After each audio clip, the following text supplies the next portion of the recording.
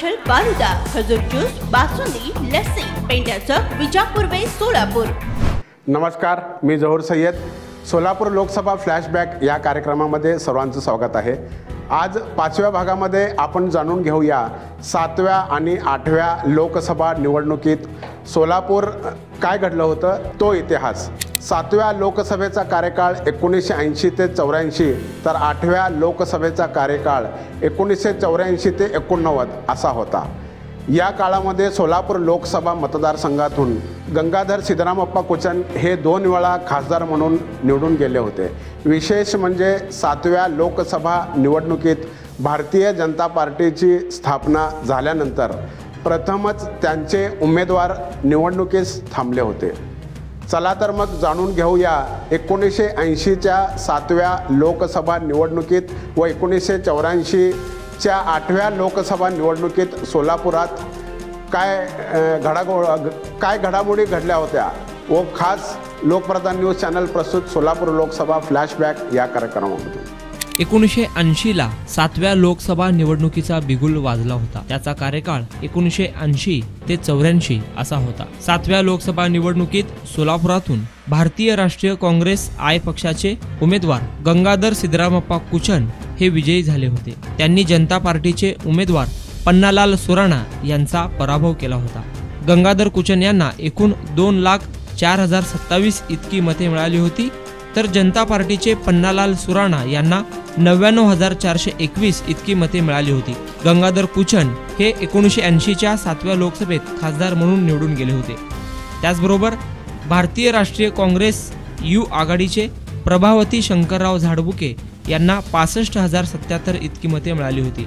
Republican party of India या गटातील उमेदवार देवराय विठ्ठल फडतरे यांना 3,691 इतकी मते, अपक्ष उमेदवार RD मुल्ला यांना 2,905, रामभाऊ आबा पवार यांना 2,618, वरखेडकर बालाचार्य यांना 1,768, तर चौथे अपक्ष उमेदवार शिवाजी कल्लप्पा वनमाने यांना 1,240 इतकी मते मिळाली होती। 7व्या लोकसभा निवडणुकीत प्रथमच स्थापन झालेल्या जनता पार्टीचे उमेदवार पन्नालाल सुराणा हे सोलापूर लोकसभा मतदारसंघातून निवडणुकीला सामोरे गेले होते।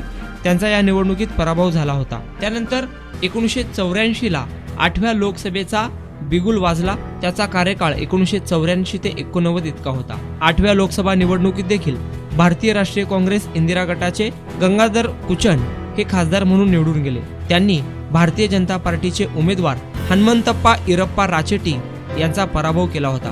भाजपचे उमेदवार राचेटी यांना 67,418 इतकी मते मिळाली होती, तर विजयी उमेदवार गंगाधर कुचन यांना 2,58,050 इतकी मते मिळाली होती। त्याचबरोबर अपक्ष दीनानाथ सिरप्पा कमळे गुरुजी यांना 49,871 इतकी मते मिळाली होती।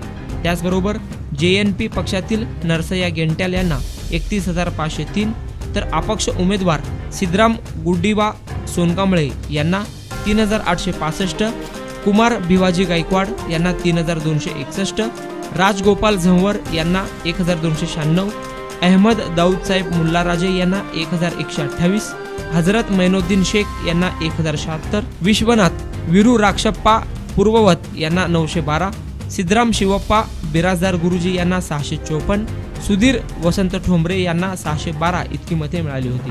8व्या लोकसभा निवडणुकीत सलग दुसऱ्यांदा गंगाधर कुचन हे विजयी झाले होते। काँग्रेस आणि भारतीय जनता पार्टी या 2 पक्षांमध्ये प्रमुख लढत 7व्या आणि 8व्या लोकसभा निवडणुकीत पाहायला मिळाली। 7व्या लोकसभा निवडणुकीमध्ये पंतप्रधान म्हणून इंदिरा गांधी विराजमान झाल्या। त्यानंतर काही वर्षानंतर त्यांची हत्या झाली। त्यानंतर राजीव गांधी यांच्या रूपानं निवडणुका झाल्या। तर सोलापूर लोकसभा फ्लॅशबॅक या कार्यक्रमामध्ये 7व्या आणि 8व्या लोकसभेचा इतिहास तुम्हाला या बातमीतून कसा वाटला आमच्या कमेंट बॉक्समध्ये जरूर कळवा। अकबर बागवान, लोकप्रधान न्यूज, सोलापूर।